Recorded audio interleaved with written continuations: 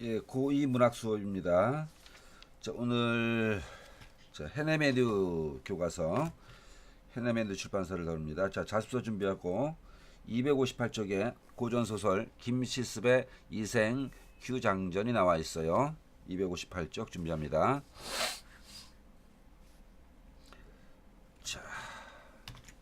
자, 김시습의 작품 중에 김시습은 거의 다가 한문 소설이에요. 자, 그리고 약간 배경으로 본다면, 자, 옆에 한번 써볼까? 이쪽에 씁니다. 김시습의 한문 소설집이 금오신화라는 한문 소설집이 있어요. 여기에 5편의 한문 소설이 수록되어 있는데, 자, 순서대로 그 수록된 순서대로 작품 제목만 적으면은 만복사 저포기라는 작품이 있고, 이생 규장전이 있고, 그 다음에 취유 부벽 정기라는 작품이 있고, 남염 부주지가 있고, 염라대왕 만나고 온 겁니다. 그 다음에 용궁 부연록, 이렇게 5작품이 있는데 다 정기성이 있는 작품이고, 특히 만복사저포기 이생규장전 2작품은 소위 명언 소설을 해서 죽은 귀신과의 사랑을 다루는 작품입니다. 자, 그 중에 두 번째 이생 규장전을 오늘 다루게 됩니다. 한문 소설이에요. 자, 살펴봅니다. 제목: 이생이 규 몰래 살펴봤다. 이생이 이 규자가 여기 살필 규자입니다. 살필 규자. 자, 장은 담장. 이생이 규장 담장 너머로 몰래 살펴봤다 라는 뜻을 가진 전 소설입니다. 자, 이 작품은 바로 주제가 나와 있네요. 죽음을 초월한 남녀간의 지극한 사랑, 이게 주제인데, 자, 죽음 초월의 사랑을 그리고 있는, 생사 초월의 사랑을 그리고 있는 소설이다. 우리나라 서사문학, 소설문학의 새로운 길을 연 이 작품을 통해 조선 전기 소설의 모습을 살펴보자. 자, 도움말.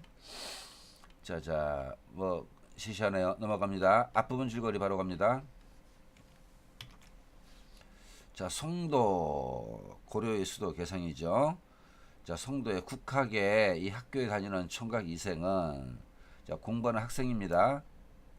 공부하러 가던 도중에 우연히 담장 너머를 엿보다 밑줄, 이게 규장입니다. 규장. 시를 읊고 있는 최랑을 본다. 이생이 최랑을 보게 된다. 담장 너머로. 시를 적어 담 너머로 보낸 이생은 최랑으로부터 만나고 싶다는 편지를 받는다.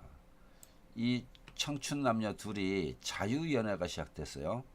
자, 그 당시 그 자유연애가 옛날 봉건 시대에 흔한 일이 아니었죠. 약속한 시간에 담장 너머에 도착한 이생은 최랑이 준비해둔 그네줄을 타고, 최랑이 참 적극적이죠. 사랑을 이루기 위해서 남자를 위해 담장 넘을 수 있는 그네줄까지 다 준비해 놓습니다. 자, 후원으로 들어온다. 이후 두 사람은 시를 읊고 서로의 시에 화답하면서 깊은 사랑에 빠진다. 깊은 사랑 밑줄, 거기다 자유연애라고 씁니다. 자, 봉건 질서의 측면에서는 파격이죠. 하지만 이 자유연애는 당시 제도상 제약을 겪게 되고 제동에 걸리게 됩니다. 자, 이들의 행동을 수상히 여긴 이생의 아버지, 이생을 지방으로 내려보내고, 그러니까 이 가문 차원에서 이생을 귀양 보낸 겁니다. 지방으로, 경상도로 보냈어요. 최랑은 상심 끝에 그만 몸져 눕고 만다. 자, 이 최랑의 상태가 점점 심각해집니다. 상사병이 심해지면은 우선은 밥을 못 먹어요. 그 다음에 잠을 못 자요. 자, 밥 못 먹고 잠 못 자고 하면은 어떻게 될까요? 몸이 쇠약해지면서 죽을 수도 있게 됩니다. 그러니까 최랑이 그 정도까지 가게 됩니다. 이 사실을 알아차린 최랑의 부모는 최랑의 부모가 이제 딸을 살리기 위해서 적극적으로 나섭니다. 이생과 최랑을 혼인시키려 하지만 이생의 아버지는 처음에 좀 완고하게 거절합니다. 우리 아들 이생은 공부해야 된다. 그리고 이 문벌에 체결합니다. 자, 이생 집안은 현재 가난하지만 그래도 문벌이 높은 집안이고 높은 벼슬아치를 많이 배출한 집안이고, 최랑의 집안은 부자인데 그 가문의 격이 좀 낮아요. 그래서 문벌 차이가 난다 라는 걸 들어 거절한다. 그러나 계속 최랑 부모가 설득해서 이생의 아버지는 생각을 바꾸고, 이 생각 바꾸는 과정도 희한한데 실제 그 대목을 보면은 은근히 이생의 아버지가 매파 중매쟁이를 통해서 여자 집에 우리 집 가난하다 이런 얘기를 합니다. 우리 집 가난하다.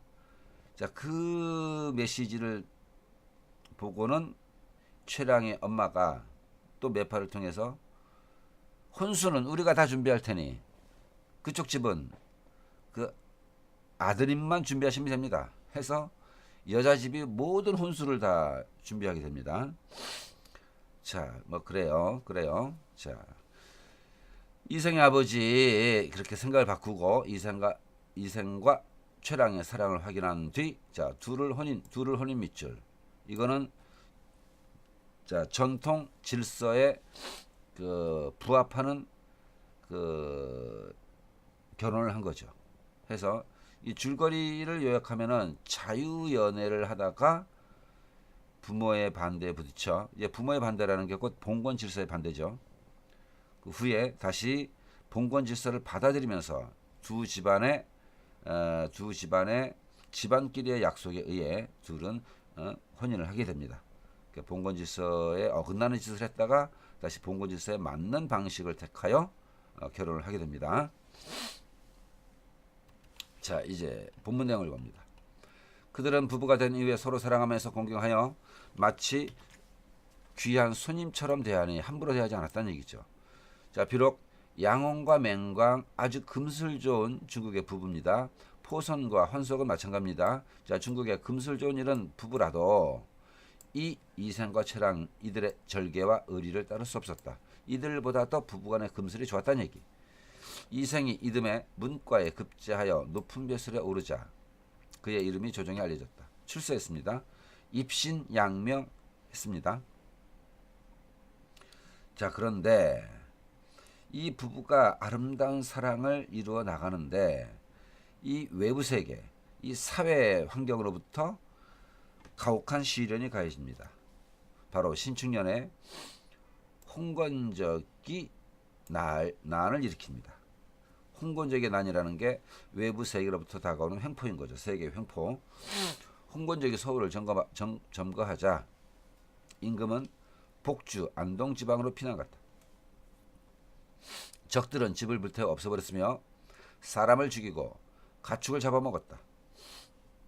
원문에는 사람 죽이고 가축을 잡아먹었다. 이거 원문에는 인축, 사람과 가축을 잡아먹었다 이렇게 나옵니다. 사람도 잡아먹고 가축도 잡아먹었다. 한문에 그렇게 나와요. 부부와 친척끼리라도 자, 그런 야만적인 홍건적의 일당을 만나서 서로 보호하지 못하고 너무 끔찍할 정도로 무서우니까 동서로 달아나 숨어서 제각기 살 길을 찾았다. 자, 이생은 가족들 데리고 외진 산골로 숨었는데 이때 한 도적이 칼을 빼어들고 뒤를 쫓아왔다. 이생은 걸음아 나 살려라 달아나 이생은 살아났어요. 목숨을 건졌지만 최랑은 도적에게 잡혔어요. 자, 여기서 이성을 봅니다. 왠지 앞에 줄거리부터 쭉 내려왔을 때 이생은 좀 남자이긴 한데 매사에 좀 적극적이질 않죠. 남녀 관계에서 여성이 좀 주도하고 이생은 좀 뒤따라가는 그 꼴입니다. 여기서도 이생이 자기 가족을 보호해야 되는데 지인은 혼자 달아나 살고 아내는 잡히게 됩니다. 자, 이렇게 좀 적극적이고 좀 가족을 보호하는 데 있어서 실천적인 그런 모습이 아니다는 거죠. 자, 그 다음 페이지 갑니다. 도적이 최랑의 정조를 빼앗으려 하자 최랑이 꾸짖었다. 야, 이 호랑말코 같은 놈들아. 창귀가 나오는데 창귀는 나쁜 귀신이란 뜻이에요. 이 창귀 같은 나쁜 귀신 같은 놈아, 나를 죽여서 먹어라. 내 차라리 죽어서 시랑에, 시랑은 승냥이와 일입니다. 승냥이 일이 내가 죽어서 승냥이 일이 같은 짐승의 먹이가 될지언정 어찌 너희들 개 돼지 같은 놈의 짝이 되겠느냐 하면서 겁탈하려 하자 이런 말을 하면서 세게 맞습니다. 그러자 도적이 분노해서 최랑을 죽이고 살을 도려냈다. 최랑이 죽임을 당하게 됐어요. 이생 이 사실을 모르고 거친 들판에 숨어서 겨우 목숨을 보존하다가 도적이 이미 다 없어졌다는 소식을 듣고 부모님 사시던 옛집을 찾아갔다. 그러나 그 집 이미 불타버렸고 최랑 집에 가보니 행랑채 황량 쥐와 새들의 울음소리만 들려왔다. 이생 슬픔을 이기지 못하여 작은 누각으로 올라가서 눈물 거두며 길게 한숨을 쉬었다. 날이 저물도록 우두커니 혼자 앉아 지나간 일 괄호 채워봅니다. 자, 그동안 어떤 일이 있었다? 자, 자유연애 과정에서 시련을 겪고 극복하고 그래서 혼인했죠. 혼인 후에 과거급제하며 그 다음에 부부간에도 즐겁게 지내왔어요. 이런 일을 생각하니 완전히 한바탕 꿈만 같았다. 이제 다 허망하게 지나간 세월이라는 얘기죠. 꿈 일장춘몽이라는 얘기죠. 옆에 이걸 하나 써볼까? 자, 한동안 흥겨웠죠. 흥겨운 일이 지나고 자, 이제 그 시절이 한바탕 꿈만 같은데 이게 일장춘몽으로 문제를 낼 수도 있고 또 하나는 흥겨운 일이 지나고 슬픈 일이 다가왔다. 흥진비례라고도 문제를 낼 수 있어요. 흥진, 흥이 다하고 즐거운 일이 다하고 비례, 슬픈 일이 다가왔다는 얘기죠. 자, 그 다음에 이경쯤이 되자 자, 옛날 사람 자 이경은 몇 시쯤이냐 밤 9시에서 11시 시경입니다. 밤 9시에서 11시 밤 10시 전후 자, 밤 10시 전후가 되자 희미한 달빛이 들보를 비춰주는데 낭하 그 계단 밑에서 발자국 소리가 들려왔다. 그 소리는 멀리서 차츰 가까이 다가왔다. 자, 이생이 그 느끼고 있는 것입니다. 이러고 보니 바로 최랑이었다. 최랑이 등장했어요. 근데 이생은 자기 아내가 이미 죽은 것을 알고 있었네요. 자, 죽은 아내 최랑이 나타난 거니까 쏘는 것처럼 전기적 성격이 있죠. 기이한 내용을 담고 있죠. 그런데 너무도 사랑하는 마음에 의심하지 않고 물어봤다. 당신은 어디로 피난 가서 목숨을 보존했소? 여인이 이생의 손을 잡고 한바탕 통곡하더니 이내 사정을 이야기했다. 자, 저는 본디 양갓집 규수로 자, 양반 4대부 가문의 딸로 어려서부터 가정의 교훈을 받아 순업교와 바느질에 힘썼고 시와 글, 예법을 배웠어요. 그래서 규방의 법도 여자의 법도만 알 뿐이지 그 밖의 일이야 어찌 알겠어요. 자, 양반 집에 태어나 여자의 도리를 익히며 고이고이 잘 커왔다는 얘기죠. 마침 당신이 붉은 설국꽃이 핀 담안을 엿봤으므로 규장이죠. 담안을 엿봤으므로 관심을 보였으므로 제가 푸른 바다에 구슬을 바친 것이요. 푸른 바다의 구슬 같은 나의 순수한 마음을 바친 것이다. 꽃 앞에서 한번 웃고 평생의 가약을 맺었고 평생의 가약 밑줄 여기다가 1차 인연 자유연애를 했습니다. 1차 인연 자유연애. 그래서 휘장 속에서 이불 속에서 다시 만날 때에는 정이 100년을 넘쳤습니다.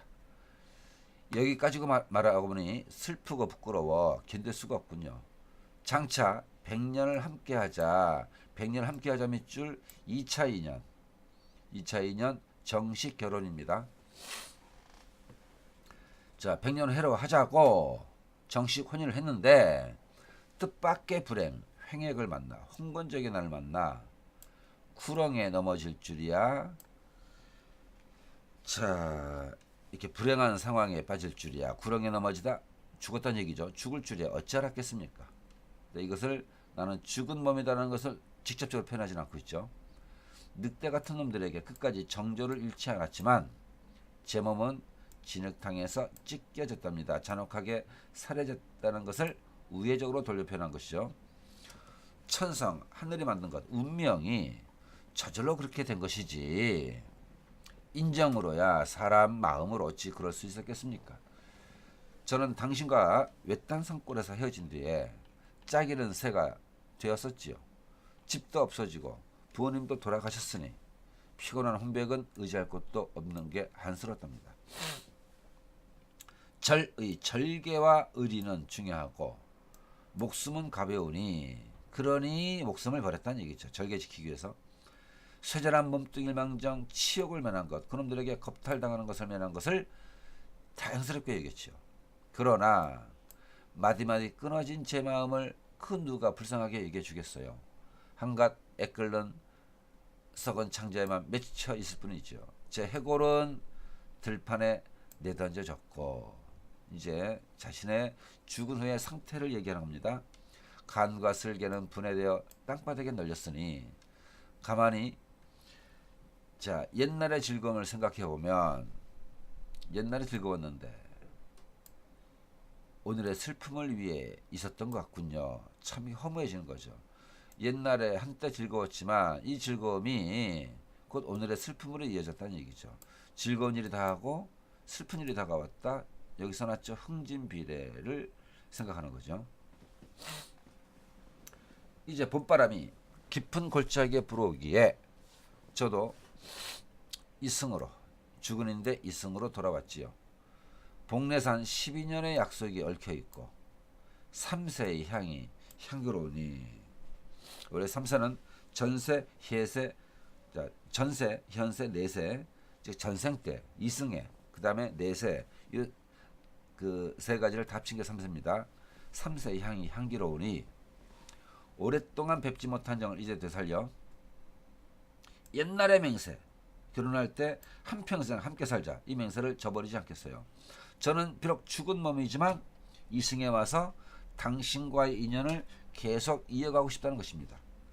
당신이 지금도 그 맹세를 함께 하자라는 맹세를 잊지 않으셨다면 저도 끝까지 잘 모시고 싶답니다. 제 생각은 이래요. 제가 죽은 몸이지만 당신과 함께 살고 싶다. 당신도 허락하시겠지요? 라고 의향을 물어봅니다. 이생 기쁘고도 고마워 말했다. 그게 낭천의 소원이요. 그리고는 서로 정답게 심정을 털어놨다. 재산을 얼마나 도적들에게 뺏겼는지 얘기 나오자 여인이 말했다. 자 봅니다. 그 홍건적인 나를 만나 이리저리 살려고 도망치는 와중에도 이 최랑은 이렇게 했습니다. 조금도 잃지 않고 어느 산 어느 골짜기에 묻어두었답니다. 집안의 재산을 최랑이 다 감춰둔 거죠. 이생 뭐 했습니까? 혼자 도망치기에 바빴지. 자 이생 또 물었다. 자 얘는 뭐 한 게 없어. 다 죽은 아내한테 물어봅니다. 두 집 부모님의 시신을 어디에 모셨어? 지가 시신 수습을 해야 되는데 손가락 하나 까딱 안 하고 여자에게 묻습니다.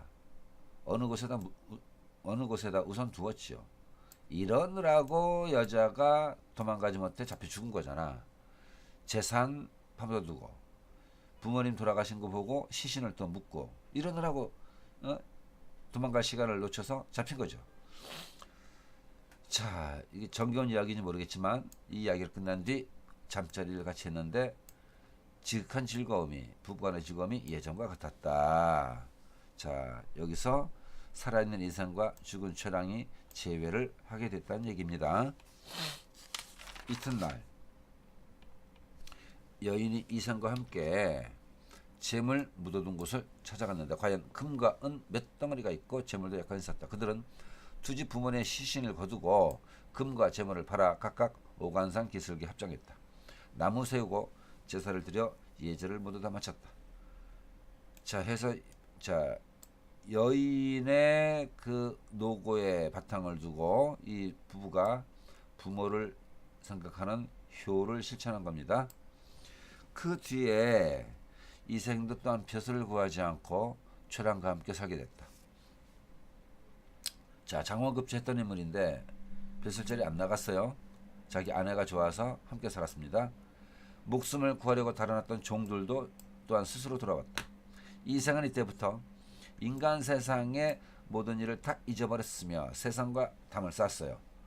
아무리 친척이나 손님들의 길 흉사, 좋은 일, 그다음에 흉한 일이 있더라도 방문을 닫아 걸고 나가지 않았다. 뭐가 되죠? 두문불출했다는 것이죠.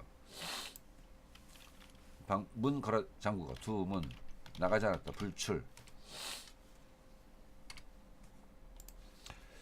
자, 언제나 철학과 더불어 시를 지어 주고받으며 금실 좋게 지냈었다. 다시 이렇게 죽은 후 환생하여 자, 이생이 최랑의 혼백과 이어진 결혼 생활을 해 나가면서 행복했습니다. 그런데 또 일이 터집니다.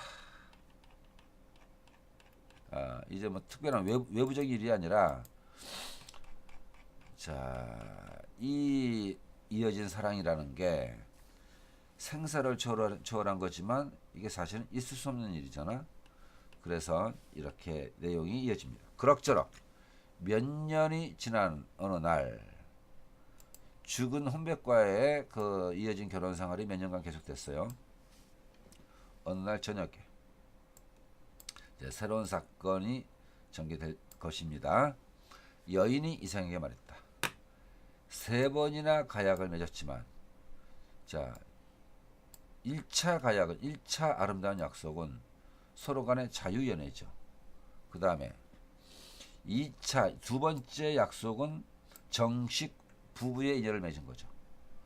세 번째의 가약은 죽은 최랑이 환생하여 살아있는 이생과 또 결혼 생활을 이어간 거죠. 이 3번이나 가약을 맺었지만 세상 일이 뜻대로 되지 않아 즐거움이 다하기도 전에 슬프게 헤어져야만 하겠어요. 이렇게 이별 선언을 하는 겁니다.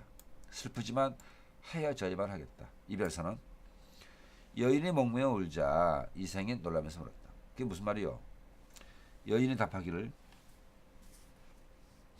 저승길은 피할 수가 없답니다. 운명상. 모든 인간의 운명은 저승으로 가게 돼 있고 저승으로 가면 사실 이승과 인연은 끊어지는 것이다. 그래서 자 개인과 운명 간의 갈등의 속성을 띠고 있어요. 하느님께서 저와 당신의 연분이 끊어지지 않았고 자 아직 연분이 남아있다. 또 전생에 아무런 죄도 짓지 않았다면서 이 몸을 환생시켜 당신과 잠시라도 시름을 풀게 해 주었지요. 자, 내가 죽으니까 이승으로 오게 된 게 하느님의 배려다. 내가 배려를 받게 된 게 연분이 남아 있어서 죄를 짓지 않아서. 인데 이거는 이 환생에서 당신과 사랑을 이어가게 된 것은 잠시인 것이다. 그러나 제가 오랫동안 인간 세상에 머물면서 살아있는 사람을 미혹할 수는 정신을 홀리게 할 수는 없답니다. 즉 이승과 저승의 차이는 뚜렷하다는 거죠. 생과 사의 차별성 또는 이승과 저승의 차이는 뚜렷하다. 죽은 이는 저승 가야 되고 이승은 살아있는 이가 있어야 된다는 거죠. 생사의 차이는 분명하다. 그리고는 몸종 향화를 시켜서 술을 올리게 하고 옥루충곡에 맞추어 노래 한 가락을 지어 부르며 이생에게 술을 권했다.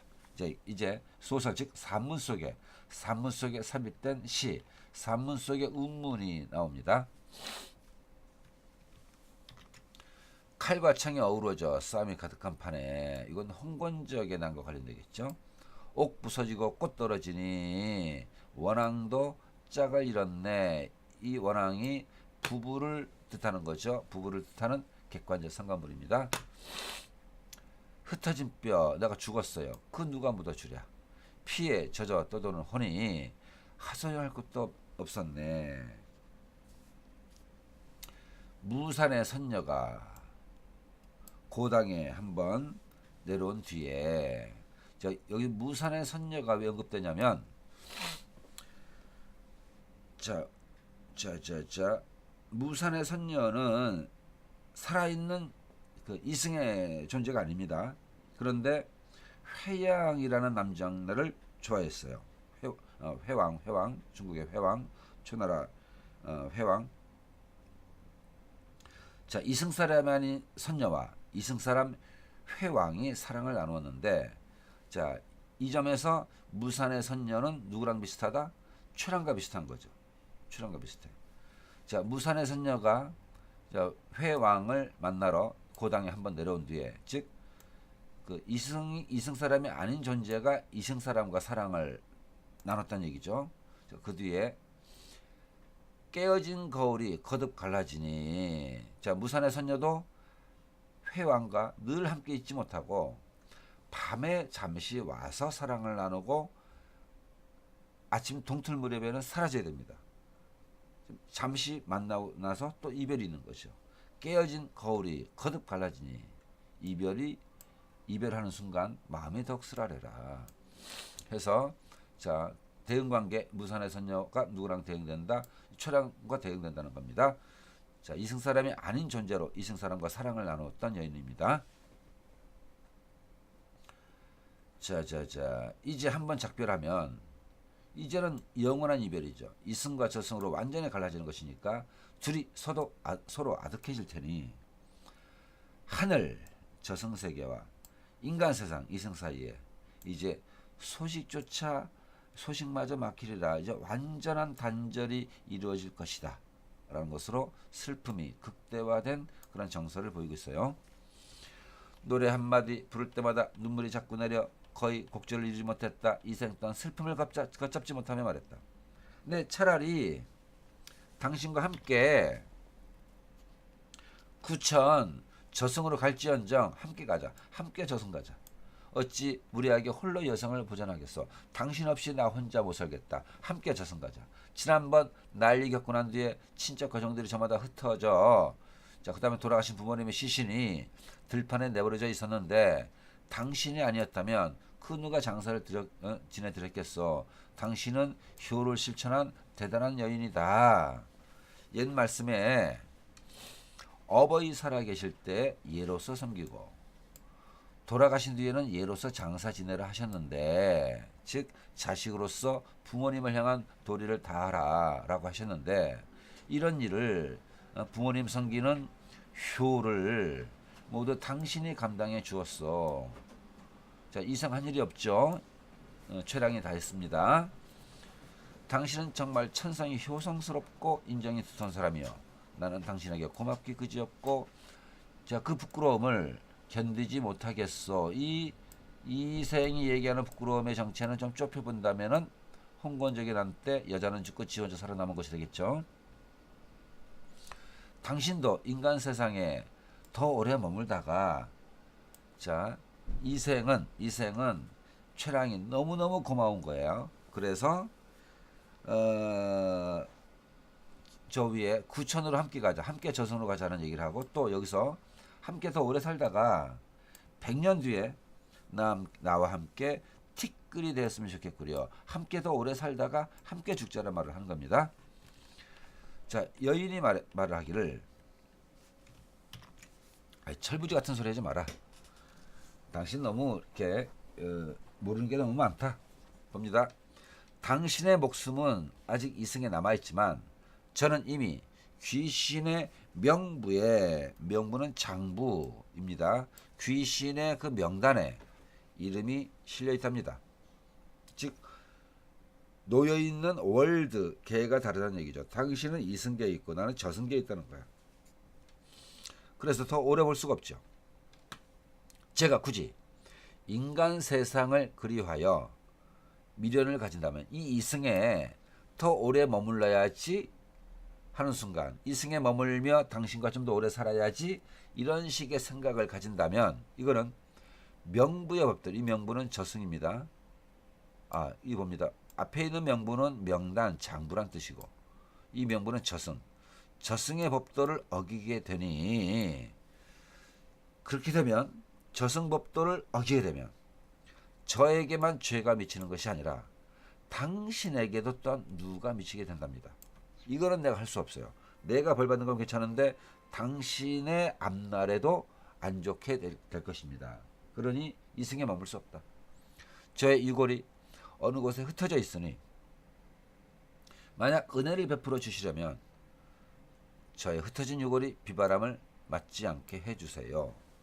자, 여기서 잠시, 자, 양가 부모님들의 시신은 다 그 최랑이 주도적으로 그 수습을 해서 장례를 지내줬습니다. 그런데 왜 최랑의 유골은 수습을 안 했을까요? 그거는 유골을 수습하여 무덤을 만든다라는 것이 이 작품의 흐름상, 그러면 최랑이 혼백이나마 이승에 머물 수 없는 것이 되겠죠.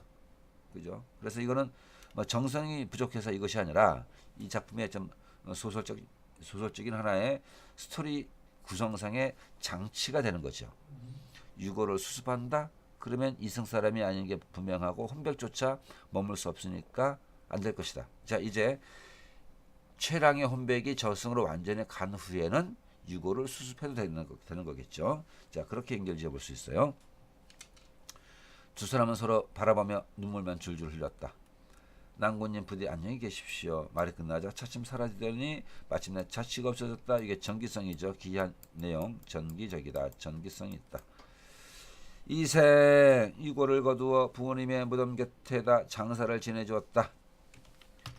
장사 지낸 뒤에는 이생 또한 지나간 일을 생각하다가 병을 얻어, 자 보세요, 몇 달 만에, 자 최랑이 저승으로 떠난 뒤 몇 달 만에 세상을 떠났다. 아내 따라 간 거죠.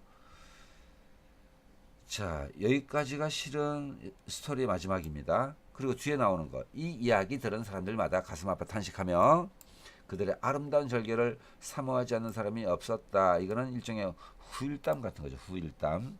옛날 소설이 이런 식의 후일담 같은 것을 집어넣는 것들이 많아요. 자, 아무튼 내용은 이래요. 자, 정리 들어갑니다. 앞에 258쪽 다시 갑니다. 자, 258쪽 나와라.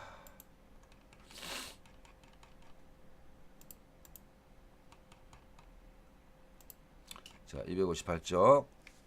자, 오른쪽 날개 작품 정리 봅니다. 한문 소설이라 그랬죠. 기이한 내용을 담다 죽은 귀신과의 사랑, 전기 소설, 명혼 소설. 명혼이 죽은 혼백과의 혼인이라는 뜻입니다. 죽은 이와의 혼인, 명혼 소설. 자, 성격 전기적이고 낭만적이고 비극적입니다. 제자는 죽은 여인과의 사랑, 주제 죽음을 초월한 남녀 간의 생사초월의 애절한 사랑이 되겠죠. 특징 만나고 헤어지고 만나고 헤어지고, 이게 몇 번 반복되는 구성을 취하고 있어요. 또 서사 스토리 전개 과정에 삽입시를 적절히 배치해서 의미 함축성을 강조하고 또 시를 통해 인물의 심리를 효과적으로 전달하고 있습니다. 자, 등장인물 성격을 비교해 봅니다. 이생은, 자, 요 입체적 인물이라는 것은 입체적의 반대는 평면적입니다. 성격의 변화가 없으면 평면적, 성격 변화가 있으면 입체적인데, 요 틀을 이생의 경우에 대입을 해보면 처음에는 무지무지 소극적이었죠. 그런데 즉 아내가 죽기 전까지는 소극적이었어. 그 다음에 아내를 다시 만난 후부터는 적극적으로 변합니다. 성격의 변화가 있는 것으로 간주돼서 입체적 인물이다. 최랑은 처음부터 끝까지 적극적이고 개성적이다. 당대의 보통 선비나 기수와 달리, 자, 특징 자유연애 추구했죠. 그리고 둘이 적극적으로 자아 실현의 욕구를 표출합니다. 자, 그 다음 페이지. 자, 이생과 최랑의 실현에 주목해 보면, 자, 첫 번째 실현은 둘이 자유연애를 했는데 그게 가로막히죠. 그 이유가 이생 집안과 최랑 집안의 문벌 차이 때문에 그렇습니다. 이생의 아버지가 이생을 지방으로 내려보냅니다. 자, 이게 어떻게 극복할까? 여자 집안에서 적극적으로 나서죠. 자, 부모의 반대를 이겨내고 거의 최랑이 목숨 걸고 투쟁한 거나 마찬가지입니다. 나 이생을 못 만나면 나 이렇게 굶어 죽고 잠 못 자 말라 죽을 것이다. 이것이 부모의 마음을 움직여서 이생 부모가 최랑 부모가 이생 부모를 설득하게 되죠. 자, 그래서 이 극복하는데 누구 최랑의 의지가 강하게 작용합니다. 부모 반대를 이겨내고 혼인을 하게 됩니다. 자, 두 번째 시련. 자, 첫째 시련이 봉건적 제도 때문에 생긴 시련이라면 두 번째 시련은 외부 환경, 홍건적의 난이라는 세 개의 횡포로 인한 거죠. 최랑이 도적에게 죽임을 당합니다. 자, 어떻게 극복할까요? 최랑의 환신으로 극복을 하죠. 이생이 최랑의 환신과 만나 못다한 사랑을 이루게 됩니다. 최랑이 환생했기 때문에 이 두 번째 시련이 극복되는 거죠. 자, 그 다음에 260쪽에 있는 또 핵심 코코를 봅니다. 자, 이런 식의 만남과 이별이 반복되는 것이 갖는 효과를 봅니다. 주인공들이 만남 이별을 반복함으로써 그 과정에서 애정의 강도가 더 커지죠. 또 만남 이별의 반복을 통해 자, 만나면 행복하고 이별하면 불행하고 자, 이것 또한 반복되면 심화되는데 이것이 결말에 이르러서 이제는 더 이상 어떤 기회가 없는 이승과 저승으로 완전히 갈라서는 것이니까 비극성을 강화하는 구실을 해줍니다. 그 다음 이생과 최랑의 사이를 가로막는 장벽이 처음에는 봉건적 제도가 장벽이었는데 뒤로 가면서는 이제 이승과 저승의 그 차이라는 것은 도저히 뛰어넘을 수 없는 해결 불가능한, 극복 불가능한 장벽이 되겠죠. 그 장벽의 성격이 점점 더 견고해지면서 자아와 세계의 대결이 더 치열하게 전개되고 소설적 완성도를 높여준다라고 이렇게 평가를 해볼 수 있어요. 자, 그 다음에 자, 또 가서 정리해야 될 게 단순한 포인트지만 자, 읽기 중 활동에 요거 하나 점검해 봅니다. 자, 이생과 최랑이 이생은 살아있는 이고 최랑은 죽은 여인이지만 그래도 둘이 행복하게 다시 잘 살아가고 있었는데 왜 또 마지막 또 이별을 해야 되는 건가요? 이 작품에서 해피엔딩으로 끝내도 되는데 왜 꼭 마지막에 이제 극복할 수 없는 마지막 이별의 그 장면을 또 왜 만들었는가 생각을 해봅니다. 최랑은 이미 죽은 사람으로 인간 세상에 오랫동안 머물 수가 없기 때문이다. 월드가 다르다 그랬죠. 저승계 이승계 그 차이는 인간의 의지로 극복할 수 없는 운명적인 그 벽이니까 이별할 수밖에 없는 것이다 라는 거죠. 그 다음에 삽입시의 기능은 여러분 읽어보면 알겠고 여기 한번 볼까. 여기 자, 삽입시의 역할을 이렇게 봅니다.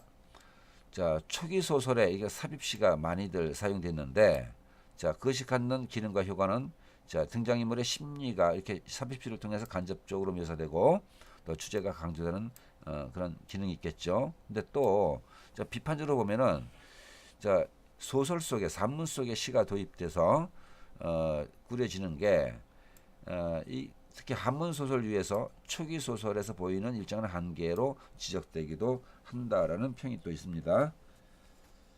그다음에 자, 규장 담장 너머로 엿보다 살필 규자 담장의 장자. 자, 규장에 담긴 의미를 좀 더 살펴봅니다.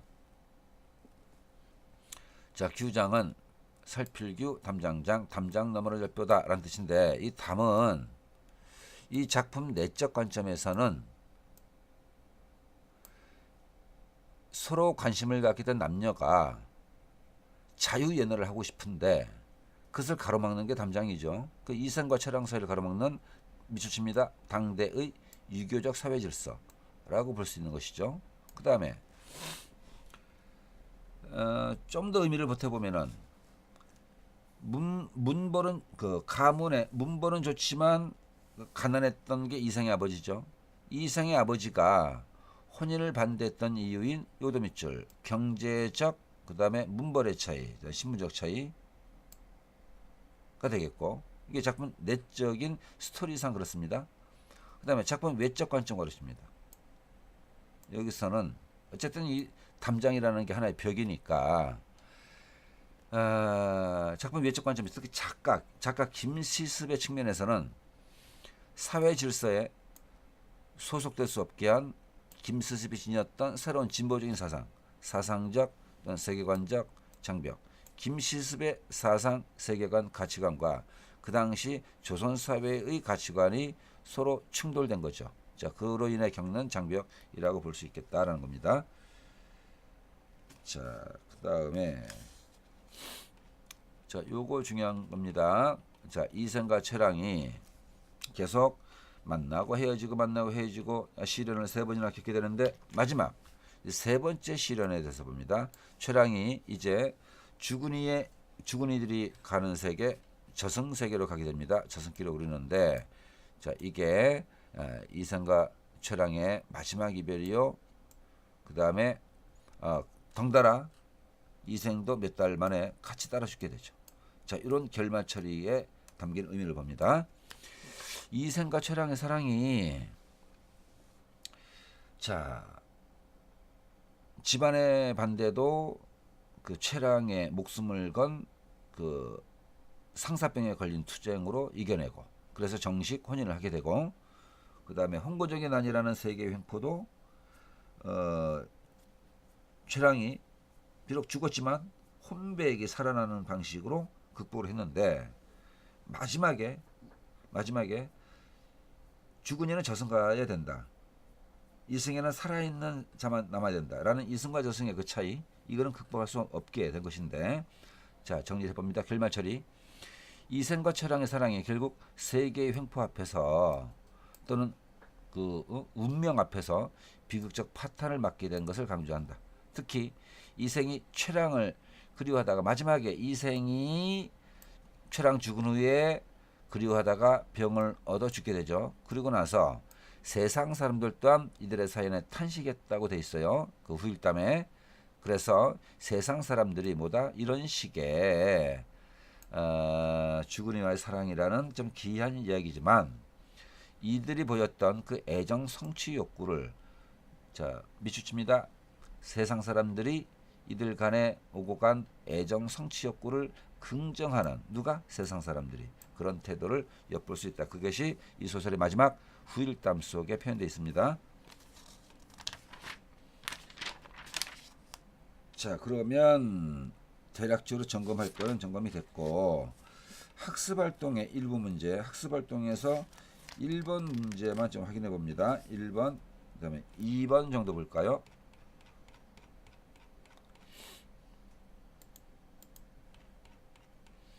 자, 3차례에 걸친 시련 과정을 정리해 봅니다. 표로 정리합니다. 자, 첫 번째 시련. 자, 시련의 원인은 이생 집안과 최랑 집안의 문벌 차이라고 되어 있어요. 그 시련 내용은 이생 아버지가 이생을 지방으로 추방시킨 거죠. 자, 두 번째 시련은 자, 이 세계로부터 가해진 시련, 홍곤적의 난이 발생한 거죠. 그 내용은 최랑이 도적에게 죽게 된 것입니다. 세 번째 시련, 최랑이 이제 완전히 저승길로 가게 되는 것이죠. 시련의 내용, 최랑과 이생이 결국 마지막 이별을 하게 되고 이생조차 죽게 되는 것으로 끝납니다. 자, 양고로 2번. 이생과 최랑이 시련에 대처하는 방식. 자, 두 사람 성격을 살펴보자. 이생. 자, 유교적 질서에 순응하는 인물. 최랑과의 사랑을 반대하는 부모의 뜻에 따라 자, 부모가 니들 안 되겠어. 그 집안 문벌이 안 좋아. 자, 아빠가 야단치자. 너 좀 지방으로 좀 가 있어라. 집안 차원에서 가문 차원에서 귀양을 보내자. 이생은 반발하지 않고 고분고분 말을 잘 들으며 지방으로 내려갑니다. 소극적이죠. 자, 그 다음에 그 후 아내가 다시 환생한 후에는 이렇게 소극적이었던 애가 좀 어느 정도는 적극성을 띠게 됩니다.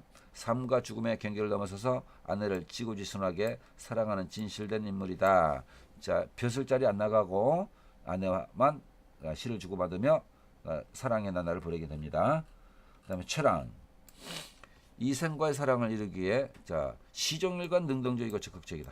이런 점에서 자, 이 그 최랑의 그 캐릭터는 꽤 개성적이죠. 자, 홍건적인 위협 앞에서도 자신의 절개를 지키는 의지가 강한 인물이다라고 볼 수 있어요.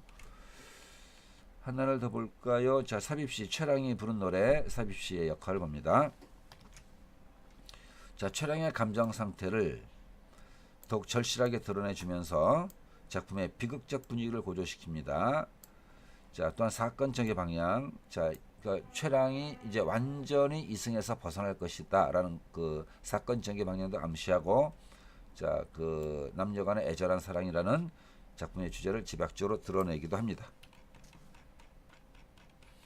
자, 그 다음에 이생규 장전과 수삽 성남이라는 옛날 설화의 비교인데, 학교에서 안 다룰지 몰라도 참고로 이렇게 포인트만 점검해 봅니다.